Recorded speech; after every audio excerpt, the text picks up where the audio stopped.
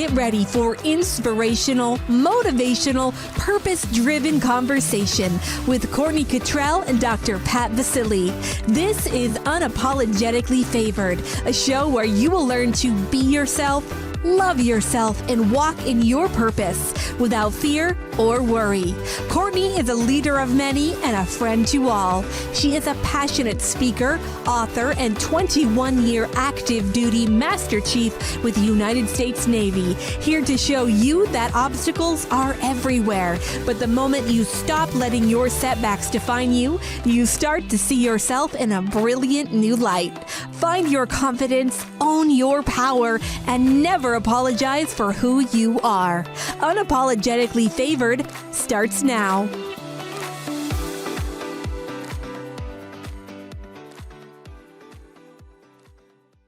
Well, hello, everybody. Welcome to Unapologetically Favored here on Transformation Talk Radio. You are with myself, Courtney Kittrell, and the lovely Dr. Pat. And today's show episode is going to be talking about rejection. Is it for your protection, or is it a redirection of your life and your circumstances of what you're going through? We are just trying to reframe and restructure your mind and your thought process, taking it from the negative to the positive. And again, I am Courtney Kittrell. I am an author, a motivational speaker. I do have 3 books that are available for purchase on Amazon, Barnes & Nobles, Walmart, Target. Anywhere there's an online book retail source, you will find my book. You can also check me out at unapologeticallyfavored.net. So welcome. How are you, Dr. Pat? I'm good. I like this topic. I like it. Let me tell you why I like this topic, because you didn't know this and I didn't know this when we started to talk about it. Rejection, protection, or redirection. We didn't know that I would be so glued to watching the World Championship field and track and field going on right now. Okay, yes. Start on the 15th, going into the 24th. And we're talking about this because there has been a little bit of all of it. Right. There's been a little bit of all of it. Right. There have been some of the most odd stories to wrap our minds around, why somebody gets disqualified from a race for being too quick out of the gate, like after the gun goes off. Hello, Right, I don't even know what that means. And then there's, Devon Allen, his story of being so fast to 0.001 that not a human being could sit and say, oh my gosh, the machine. I mean, but how do these stories turn out to be something? I don't think when Devon Allen woke up that day that he would realize that he would be the catalyst for changing the landscape of track and field and automatic timers. Do you? Right. But it's funny because when we start talking about, people's successes and their wins, their rewards, on this end, we always see them when they're in their winning season, right? But we don't really think about the persistence, the work they had to put into it, the continuation of the training, and still going on even after somebody told them no, they would never make it. They're not fast enough. They got to get their speed together. They got to do whatever it is, a little bit more to get to where they're at. And that's what we're talking about today. Just the rejection. And, as we talk about this topic today, I just want everybody just to remember that, your comeback is always going to be better than that setback. But with that, you have to persevere. You have to keep going, even through that rejection piece. It is highly important if you want to get, to your ultimate goal or your destination or where you want to be in life. And when we think about the word rejection, it always comes with a negative thought. The word is being, just negative, period. And we become upset about it. We question what we did wrong, ourselves, our value, our worth. But we are here today to change that narrative, to take the negative out of that word, to give it a more positive vibe so that, you can flourish in your life without feeling rejected, devalued, and unworthy. Yeah, I love that we're talking about this. I mean, when I first started my show, there were so many people in the New Thought field that wanted me to change a word in my signature. What plays at the beginning of my show? What would you do if you knew you could not fail? I started that question over 20 years ago, and they didn't like the word fail.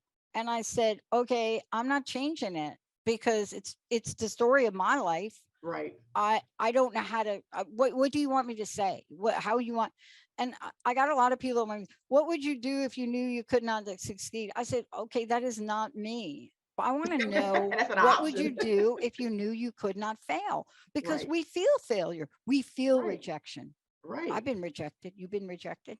Oh, honey, let me tell you. Mm, So, oh my but God. first, I'm gonna say this. We talk about the failure, Mm, first attempt in learning, and I tell people it's never a failure unless you decide to just lay down and never stand back up ever again. that's That right. is when you fail. If you have a setback, it is a learning experience because you learned what not to do.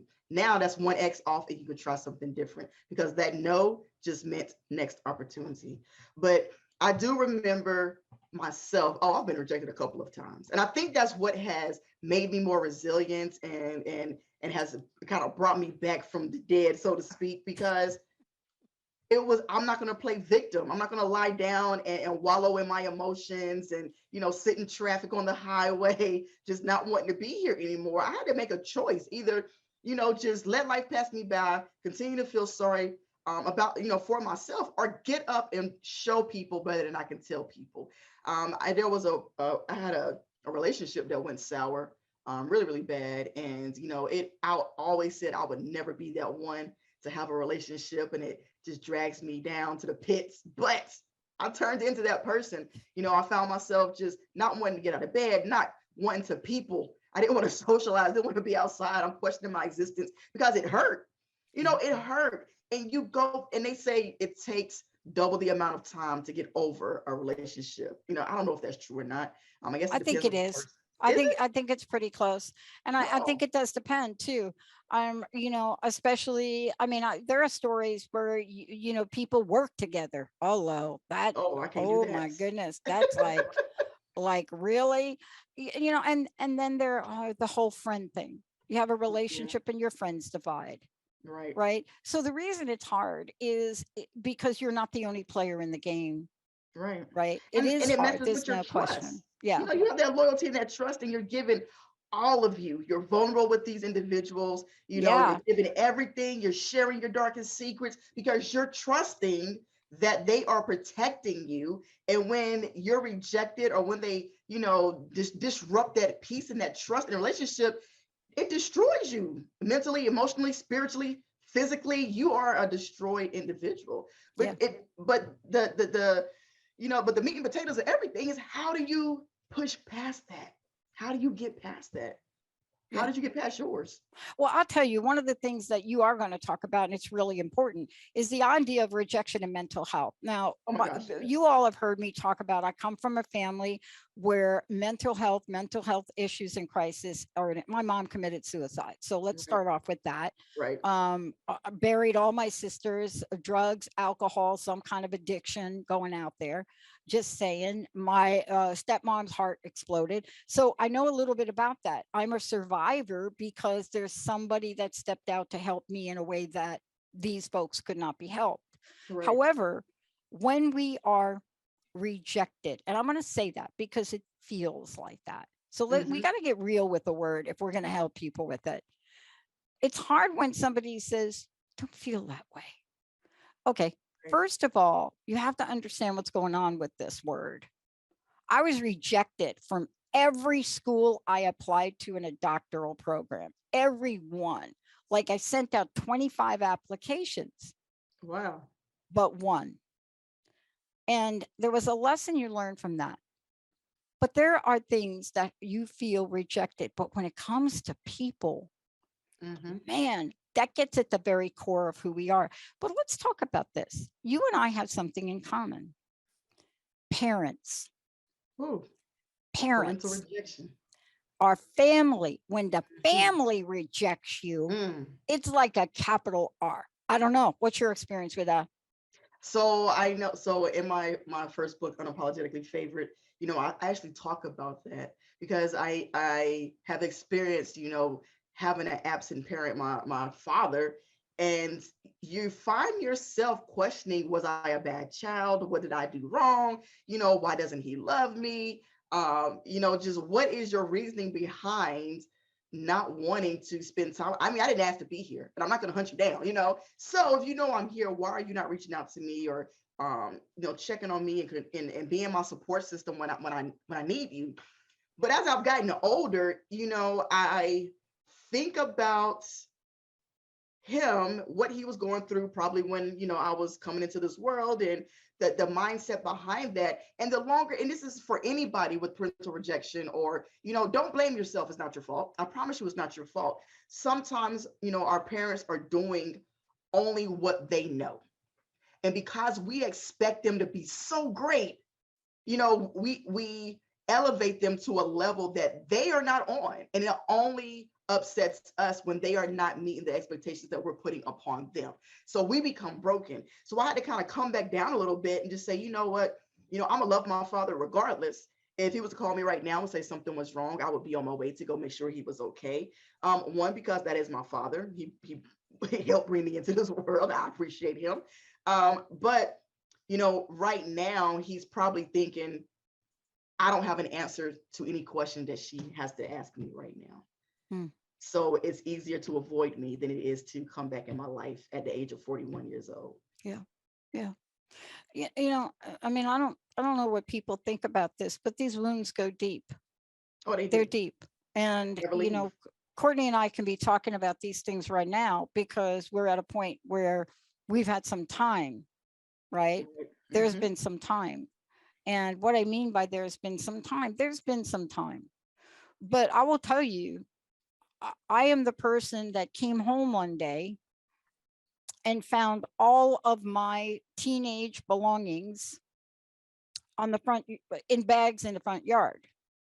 Oh, wow. And the door locked and could not get back in the house. And it was one of the most painful experiences of my life. Right. Not because of that, because I had a brother, a younger brother, who stood at the door as I was standing there trying to make sense of what does this mean? And then I was told, get out. And there I was, just get out. And, there were a lot of things we could talk about what led up to that and how that happened. But to look back and think, I may never be coming back here. I may never see that brother again. I may never be back here. I may never be in that house. That came before, where am I going to go? You see? Now, I'm not going to spend this show talking about how the wounds were repaired in that. They were. And what led up to that and what changed it and what my part was. But in the end, it's still a rejection. It still hurts. Oh, right? Yes. Never forget it. You never forget it. But it's all about how, you allow yourself to heal from that.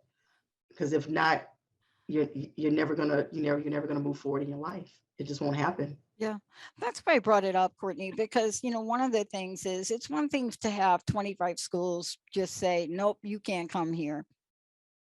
We get over those things. Right. Or we have other options. Okay, you don't like me? I'm going to wait for this other school. Actually, Linda helped me with that. But you know what? Okay, I don't go to school. I'm going to go to Seattle and I'm going to just party up on Capitol Hill with my Harley Davidson and my collie. That's what I did. You were living life at a young age. I was like, okay, all right. I'm not. But the relationships between people and rejection, how do we focus on that and look at that rejection, protection, or redirection aspect? So, I have this thing that I share with people sometimes when they're talking to me and I get into my motivational mode. And it was just recently, I think like last week, I started sharing a story about how we always want to grip the steering wheel of our life. We want to grip the steering wheel of our life and drive everything ourselves to where we feel we are supposed to be going. But sometimes that steering wheel, you might find yourself trying to go to the right and the steering wheel is being yanked to the left. You have to let go and trust the process, because the purposes of our lives, even if that includes going against the grain, our family, our friends, our coworkers, whatever, we want to drive that purpose and we don't really care, but we have to figure out how are we going to become disciplined and obedient and trust the process of life, so that you understand that everything happens for a reason. Because when somebody tells you no, or when you feel like you're being rejected, I promise you it's for a reason. That setback is a setup for a comeback. But you will never understand or never get to your blessing, if you continue to hold on to what is tearing you apart, if you continue to hold on what you're supposed to let go, you're never going to grow, and you're going to miss your blessing. You're going to miss your blessing because you decided to still keep turning right when the steering wheel was trying to go left. So the challenge for everybody today is let go of your steering wheel and see what happens. Become obedient, become disciplined, and trust the process of life. Yeah.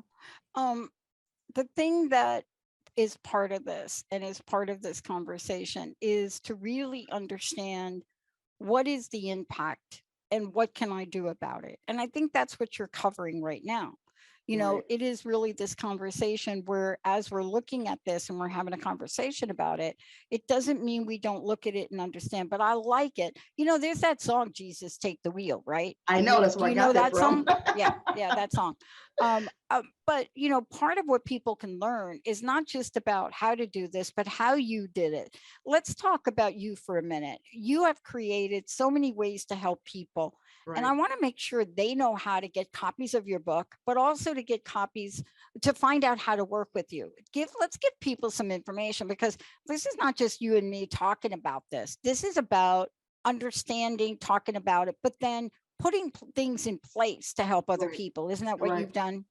Yeah, so if you I ask everybody, if you hear me, you like me, you love the conversations me and Dr. Pat are having, follow me on all my social media platforms. I am on Facebook at Unapologetically Favorite. I'm on Instagram at Unapologetically CAK. You can also find me on Twitter at the letter U Favorite Podcast. And you can also check out my website, unapologeticallyfavorite.com, where you can actually catch up on all the past podcasts and conversations and everything that I do as far as media and broadcast. And you can also purchase any one of 3 of my books: Unapologetically Favored, Wake Up, Turn Up, Bless Up, and Never Be Afraid to Eat Alone. Everything that I do is about motivation and inspiring people, because, I've been rejected. I felt that pain. I know that hurt. Sometimes I catch myself still licking the wounds, but, it's all about how you heal and persevere and cope. Just trying to find a different way of looking at what's going on in your life. So yes, please, by all means, check me out. Send me some inspiration, motivation. Let's have a conversation. I was looking at something this morning. So talk about this for a minute. Let's talk about what the difference is between me holding the wheel. I'm holding the wheel. Mm-hmm. But you have to know, look, here's the thing, right? Let's just talk. So we're going to talk about Jesus Hold the Wheel. That's a little country song, I think, right there Yes. with that, right? We got that one. Jesus Take the Wheel. But there's another country song. You got to know when to hold them and you got to know when to fold them. Mm-hmm. And that the meaning of that song for me is exactly what we're talking about today. There's a point in time where you realize that you need for God to do for you, or whatever you believe in, God, Allah, Ba'ahullah, whatever you believe in, to do for you what you are not able to do for yourself at this time. Right. That's part of the rejection, right? It's also part of, the redirection part, because redirection, a big part of redirection, just like you've been doing since I've met you, that's what you've been doing. But you've been creating and redirecting and creating and redirecting. What have you learned from that? Taking your energy, the negative, and letting it fuel your positive. That's pretty much what I've been doing over like the past 4 years now, or pretty much like all my life. But letting that negativity fuel you, letting that anger, that upset, your personal roller coaster that you find yourself on when you're rejected from whatever it is, because we all go on this personal roller coaster. Your emotions are going, you're depressed 1 minute, you're happy 1 minute, you're crying the next minute. Now you're mad, you're angry because how could they do this to you? You know what? Then you get really angry, like forget them. I spit on a grave that they're going to be buried in. Like you start coming up with these things. But it's getting through that. I've learned from everything that I have been through that everything has a reason. Had I not had the parental rejection, I would not be able to relate to other people that go through that and be that example of you can still make it in your life and become what you want to become. Had I not had a very sour relationship, I probably would not be cherishing and being grateful for the relationship that I have now and doing, just being happy because I know what it feels like to have the worst. So everything that we go through with this rejection, and ultimately it's a lesson. A lot of times it's a piece of protection from what could have went wrong. You could have been in a very bad relationship. That's why that person never called you back after that date. You could have been in a bad business organization. That's why you did not get hired at that job that you were planning for. It's so many things that could happen, and your life is taking a different turn towards that blessing or that wish or that want that you asked for. So take your hands off the wheel, be obedient, and let it happen. Let it happen, but try to cope as you're going through that emotional roller coaster. Can I tell you what I had a little, okay. Can I tell you what I had a little moment about today? What? Please tell Okay. me. All right. Okay. So I never know what's going to hit me. And then I have Right. to stop for a minute and I have to realize, what is it about this that's hitting me? And I think for me, I love track and field. I'm watching it. I Right. also love the sport that I play in. I'm in a championship. I'm in a state championship this weekend. No. And I don't know what it was about a headline that I read this morning. And then I thought, oh, wait a minute. We got to stop for a minute because we're talking about people that are unapologetically favored. And what I reacted to was a headline that came out of one of the magazines covering the track and field. Mm-hmm. But it was about Alicia Schmidt, Okay. the German athlete, right? Okay. She is called the world's sexiest athlete. So the headline is World's Sexiest Athlete, Alicia Schmidt, suffers heartbreak at the World Championships. Okay. I don't know if she's the world's sexiest athlete. I mean, I could point to a couple of people right I now. don't think who voted for that. Like I could tell you, like, there's a couple of people going to be running right now that just pretty sexy. They're just pretty sexy women. But seriously, so I have this weird thing. And what I realize is, wait a minute. She gets to be unapologetically favored Mm-hmm. for being herself. Right. Whether I agree or not agree. So let's talk about this, because 9 times out of 10, aren't we hit up with what other people are thinking or saying about us? And We isn't do. that really what's fueling this whole conversation today? Right. Yes. We are so consumed with worried about what everybody has to say. And it's funny you said that because, over the past 2 days, I don't know if you remember, but, one of the Navy carriers, the USS George Washington, was all in the headlines because of all the suicides that they Yep. encountered with some of their sailors. Yep. So I had the honor of visiting them, spending time with them over the last 2 days, doing a coaching leadership course with their leadership on the ship. And during one of the classes, their chaplain came on over the loudspeaker and he did a prayer that Mother Teresa she wrote. And I don't remember exactly all the words. I got to find it because I said I'm going to look for that prayer because I loved it.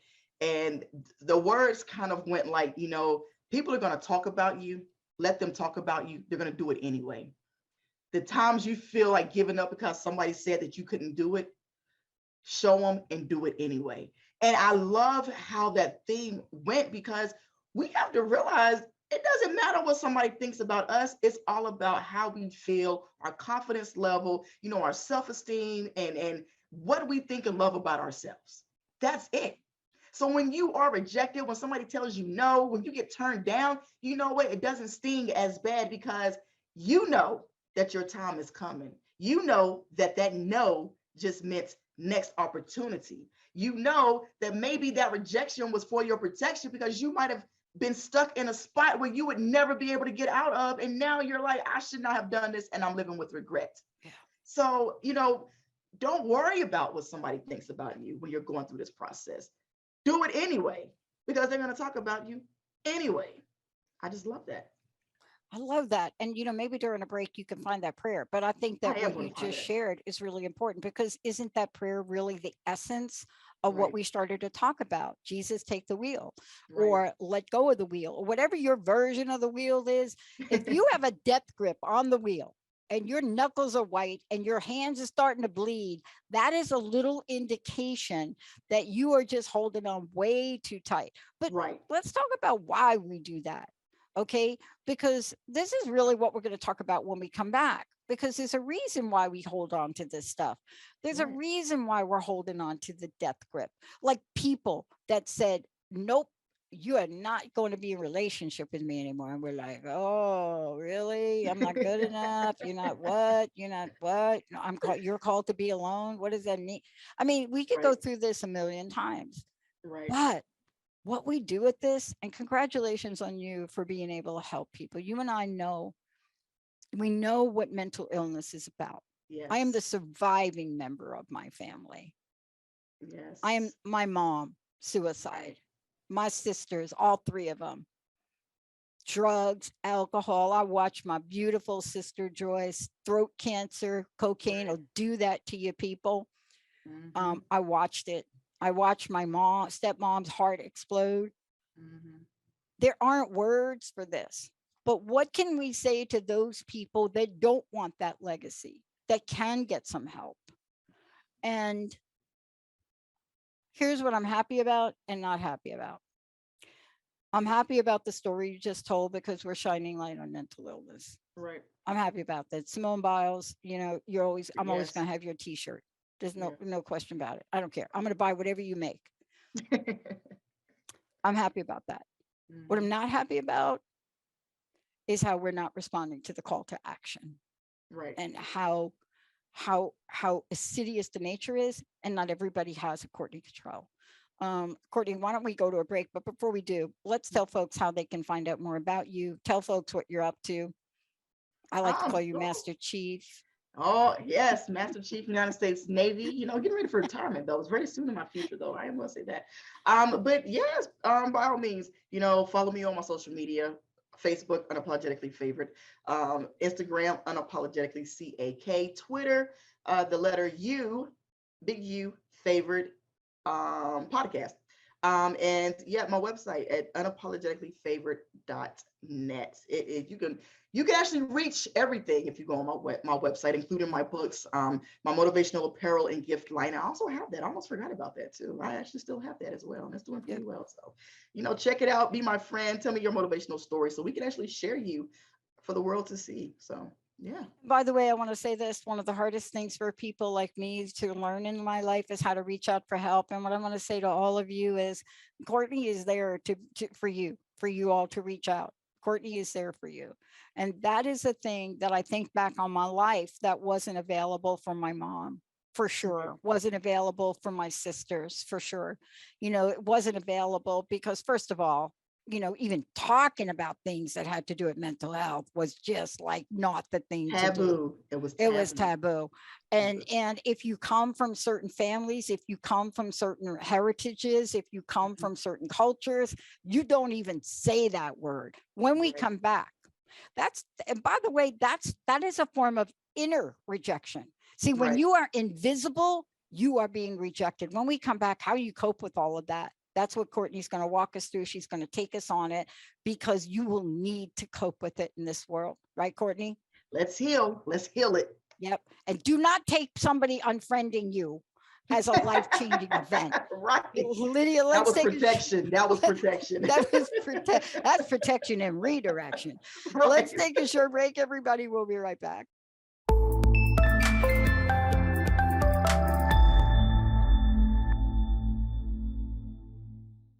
Welcome back to Unapologetically Favorite here with myself, your host, Courtney A. Kittrell, and the beautiful Dr. Pat. If you're just tuning in, we're talking about rejection. Is it for your protection or redirection? But before we continue on, listen, if you aren't doing it right now, check me out on my social media platform, Unapologetically Favorite on Facebook, Unapologetically CAK on Instagram, and also on Twitter at the letter U Favorite Podcast. We love sharing stories about motivation and inspiration. Both of us are just trying to be who we needed, at a certain point in our life. So we love sharing this platform. But yeah, we're talking about rejection. And right now, the question is, how do we cope with rejection? Because rejection sends you on your own little personal roller coaster, and it can make you feel like you're not worthy, you're not wanted, you're not valued, and it can cut deep. And depending on the relationship from which the rejection came, sometimes the rejection can hurt a little bit more than others, right? Hmm. Hmm.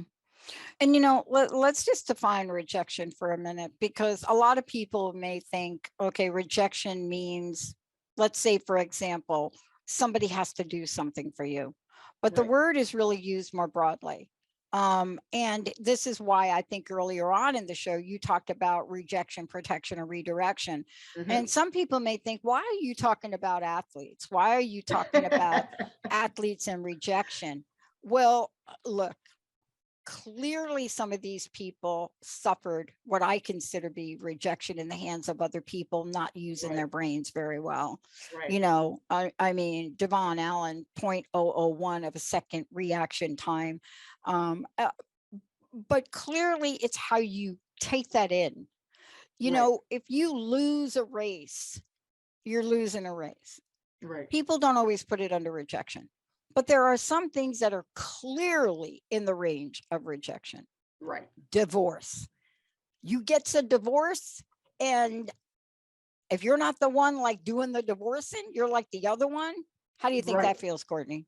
Oh, listen, because there's somebody, again, it goes back to, you have been vulnerable with this person. You have built a strong emotional, spiritual, mental, everything that has an O at the end. You have, shared that and built that over time with the individual and given all your love. And I cannot even, I have been divorced, but the thing with that for me was I was okay with it because I just my mindset is a little bit different. But for those who are on the receiving end of getting a divorce, Mhm. oh my God, how your life is flipped upside down because in your mind you probably never saw it coming.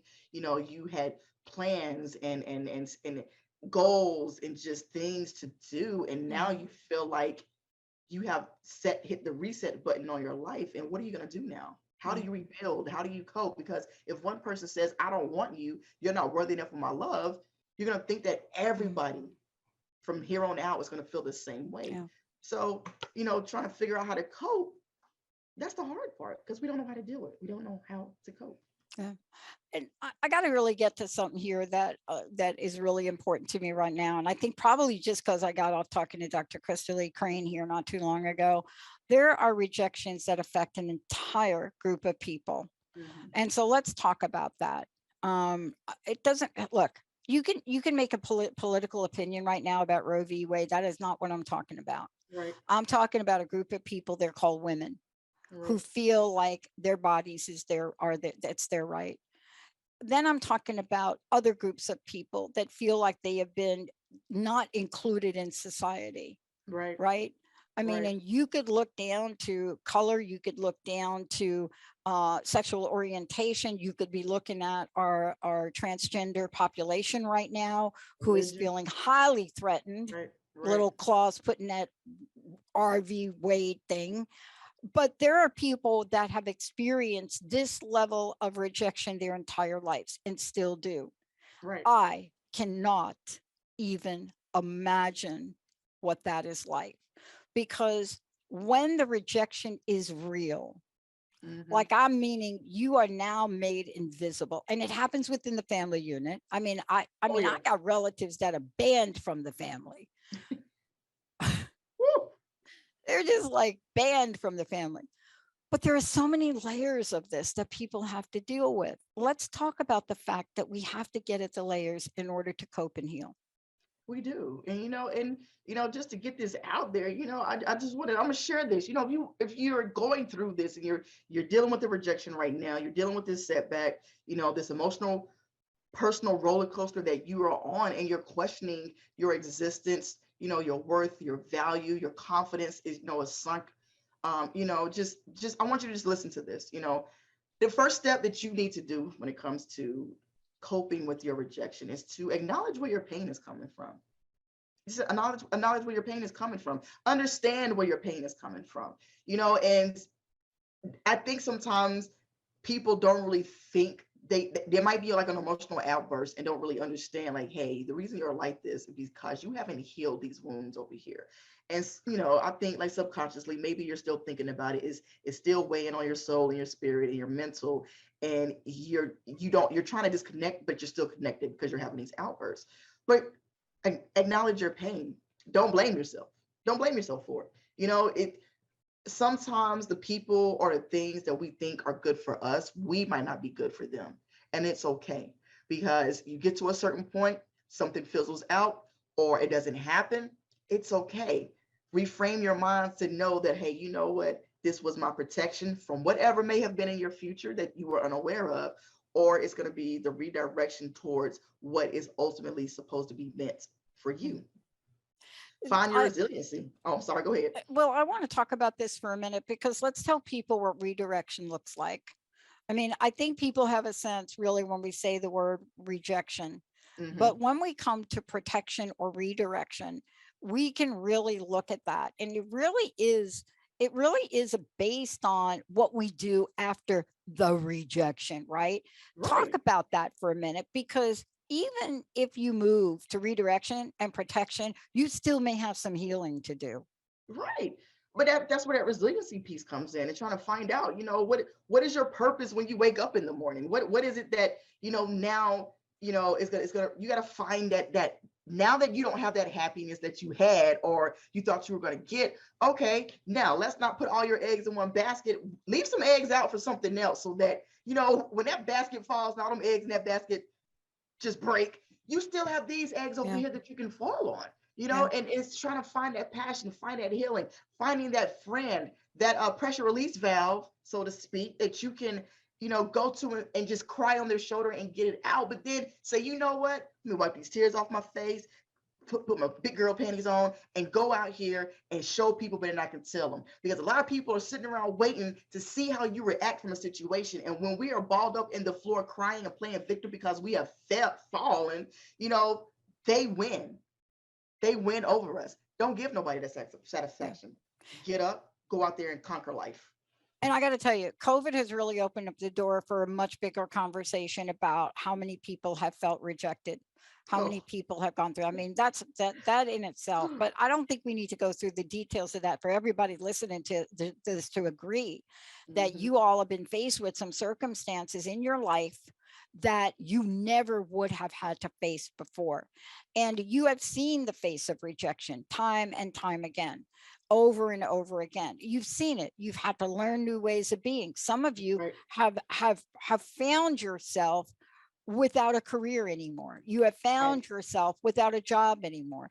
If you're a small business, you're scratching your head right now because you got your notice from the government for your loan, your EI disaster loan. You got your nasty government letter that just came to you, very little personal anything in there, saying, hello, we're not going to defer this anymore. You need to pay up. And you're thinking to yourself, well, wait a minute, I'm trying to bounce back. And there's something really devastating about the word trying. There's something that when you use the word trying, you are really crying. So when you say trying, you're really crying. Right? You know what I'm saying? When you say, I'm trying, but you're really crying. Right? Trying is a word that we use to hide the emotional feeling that we have already felt. Right. It's a cover up. And I'm like, and for me, I'm like, when you say trying, I'm like, it's like saying you're almost pregnant. Either you're doing it or you're not doing it. Which one? You can't be almost, like, you can't be almost pregnant. Either you are or you're not, don't try, just do. Because the way you start to think is the way you start to act, and you start to live, and you start to believe. If you're always in that in-between stage, you're never going to be confident. You're always going to be kind of skeptical. So it has to be the black or white. Either you are or you're not. I don't really like trying. Well, I'm trying, like it. Oh, but I did find that poem, though. If you want to hear it. Yeah, I want to hear the poem, because then that's going to lead us into a personal story. Well, but a story you're going to share. Okay. Because I love this story that you got coming on here. I mean, anytime you want to be talking about potatoes, eggs, and coffee, I'm like all about it. But I want to hear what the prayer. You want to tell us about it? So this was a prayer. It was found written on the wall in Mother Teresa's home for children in Calcutta. And it says, people are often unreasonable, irrational, and self-centered. Forgive them anyway. If you're kind, people may accuse you of selfish, ulterior motives. Be kind anyway. If you are successful, you will win some unfaithful friends and some genuine enemies. Succeed anyway. If you are honest and sincere, people may deceive you. Be honest and sincere anyway. What you spend, what you spend years creating, others could destroy overnight, but create anyway. If you find serenity and happiness, some may be jealous, but be happy anyway. The good you do today will often be forgotten. Do good anyway. Give the best you have, and it will never be enough. Give your best anyway. And the final analysis, it is between you and God. It was never between you and them anyway. I love this poem. I need to hear that too. I want Do to it anyway. thank you so much for doing that. Thank you so much for reading that, Oh, yeah. because it is a great reminder of not only certain lessons in the way she lived her life, Right. because this is a woman that did not get the support to be doing what she was doing. No. Let's And just did be it very anyway. clear about that. Right. Yeah, like forever. Right. But she did it anyway. Right. But in this world we live in, there are things that we can observe about ourselves. And there's just like this really cool story that you're going to share with us now. Oh, I love this little story. I And love again, this story. I thought it was the cutest little thing. And it, and it kind of just makes you think, who are you? When it comes down to everything, who are you? So the story is potato, egg, and coffee. And it says, once upon a time, a daughter complained to her father that her life was miserable and that she didn't know how she was going to make it. And we all have been at that point. She was tired of fighting and struggling all the time. It seemed just as one problem was solved, another one soon followed. Her father, who was a chef, took her to the kitchen. He filled 3 pots with water and placed each pot on a high fire. Once the 3 pots began to boil, he placed potatoes in one pot, eggs in the second pot, and ground coffee beans in the third pot. He then let them sit and boil, and without saying a word to his daughter, they boiled. The daughter then moaned, was impatiently waiting, wondering what her father was doing. After about 20 minutes, he turned off the burners. He took the potatoes out of one pot. He placed them in a bowl. He pulled the eggs out of the pot and put them in a bowl.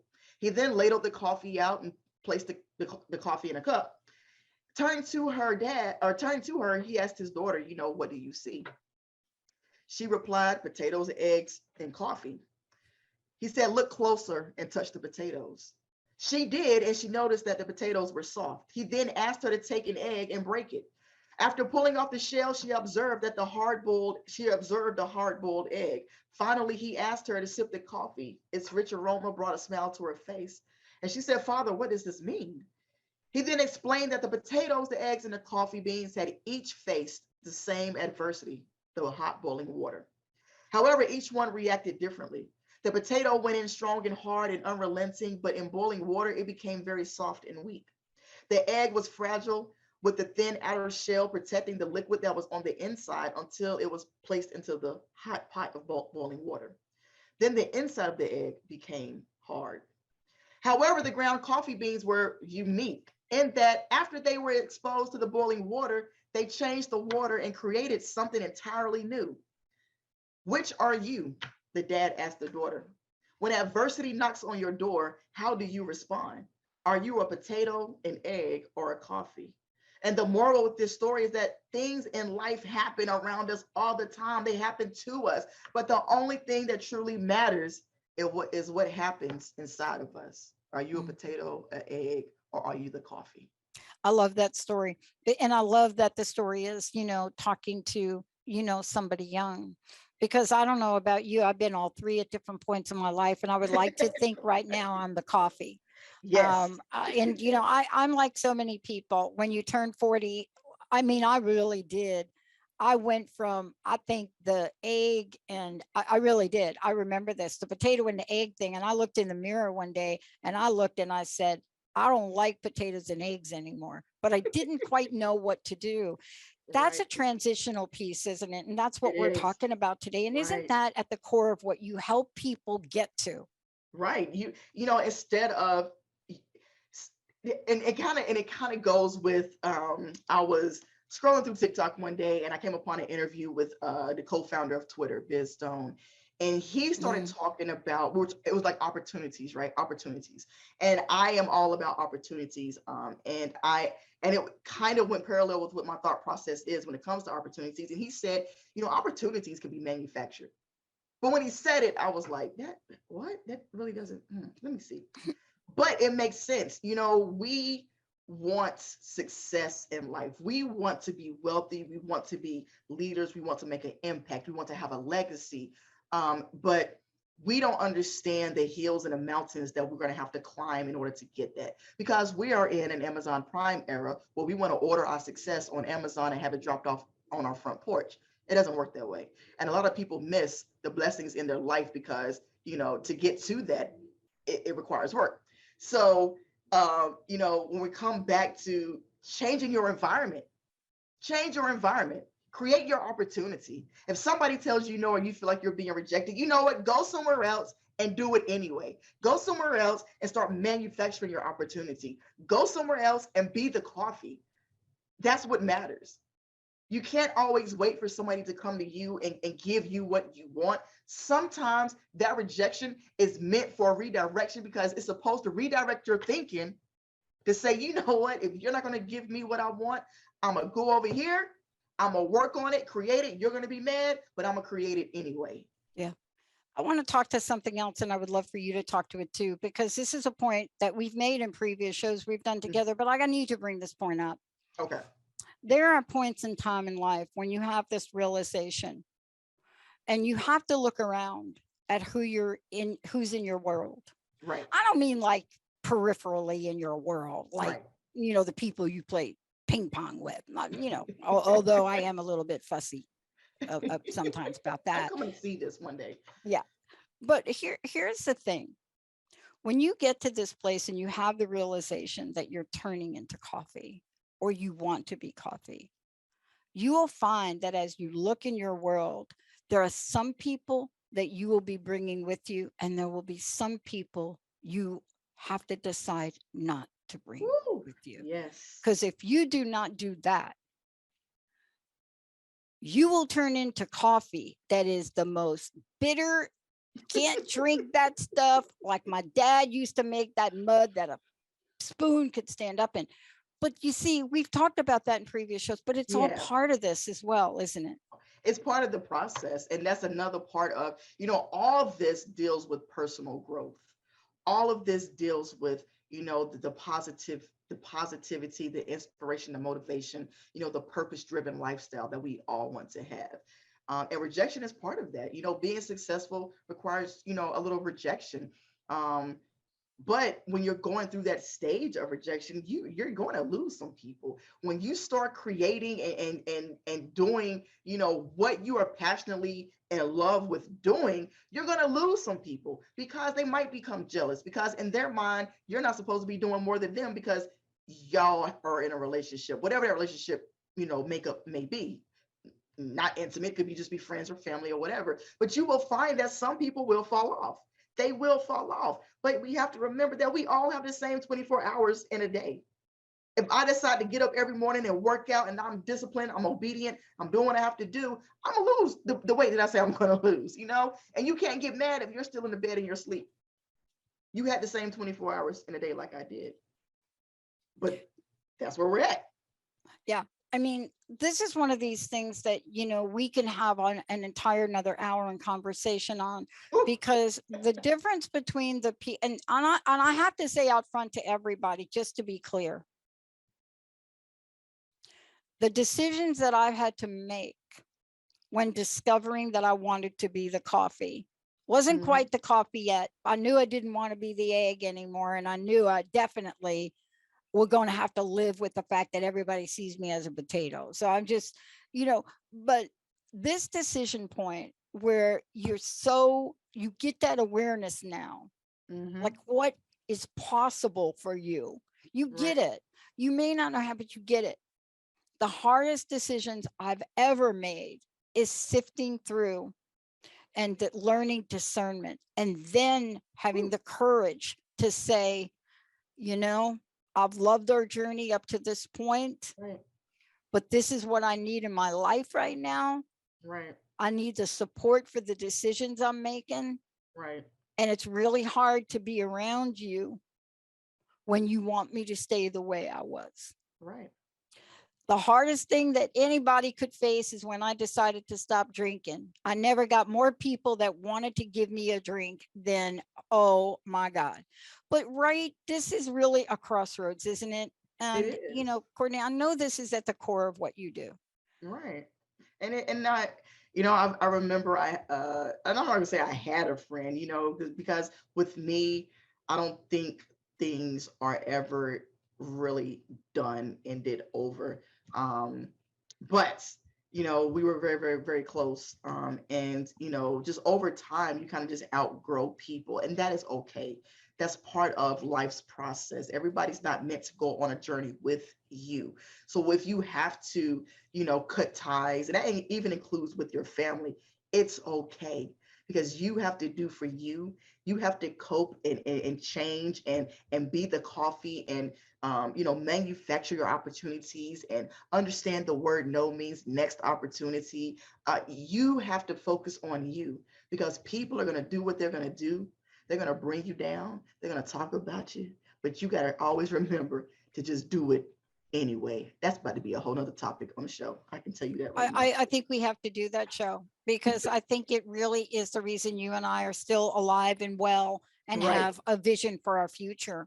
Right. I mean, because we did it anyway. we did it anyway. But I will tell you now, I wake up every day of my life in deep gratitude for my best friend, Linda, and her family, who, despite how crazy I was when I was younger, loved me, stayed with me, helped me. And Linda's mom showed me how to set a table properly. The place settings, yes. And that's part of the journey too, isn't it, Courtney? It is. It is. And that's what we want people to know. Life is not going to be easy, but it's all about the ones that surround you at your darkest times. They motivate you, lift you up, and add value to your life. So you'll never have to have a moment to devalue yourself. Keep pushing through. Courtney, what a great show. Thank you. Again, please tell people how they can get a hold of you. Yes. And we've already talked about now like 2 or 3 future shows like in this show that we got. I don't want to show, right? That's why I love these conversations with you. We are like on a roll. This is why we do what we do. But yes, if you haven't done so already, check me out on Facebook. I'm on Unapologetically Favorite. Instagram, Unapologetically, the letter CAK right after that. Twitter, the letter U, Favorite Podcast. And also check out my website, unapologeticallyfavorite.net. You will find a plethora of things on there, past podcasts, new podcasts, all that good stuff. So please, send me some motivational. I love talking to people. I'm a people person. Yeah. And I want to say to people, you want to know something, you know what Unapologetically Favorite is for me? I'm just going to end with this, because I know you all are doing it right now. I can feel it. Here it is. You are, what you're doing is you're saying, I'm sorry for being as great as I am. I'm sorry for being favored. I'm sorry for, being in the world and being of the world. I'm sorry. Right. I'm sorry. I'm sorry. We want to help you say, I'm not sorry. Thank you. I am unapologetically favored. Unapologetically favorite, everybody. I am unapologetically favored. So, okay, root for me in my table tennis tournament this weekend. Courtney Kittrell. Courtney Kittrell, I'm Dr. Pat. We'll see you next time. Thanks for tuning in to Unapologetically Favored. When you stop worrying about what others think and start walking in your purpose, you allow yourself to grow, you discover all the gifts you have to offer the world, and everything begins to shift from uncertainty to possibility. Can't get enough? Unapologetically Favored is also a book. Bring home a copy and learn more about Courtney by visiting unapologeticallyfavored.com. We will see you right here next time. And until then, keep walking in your purpose.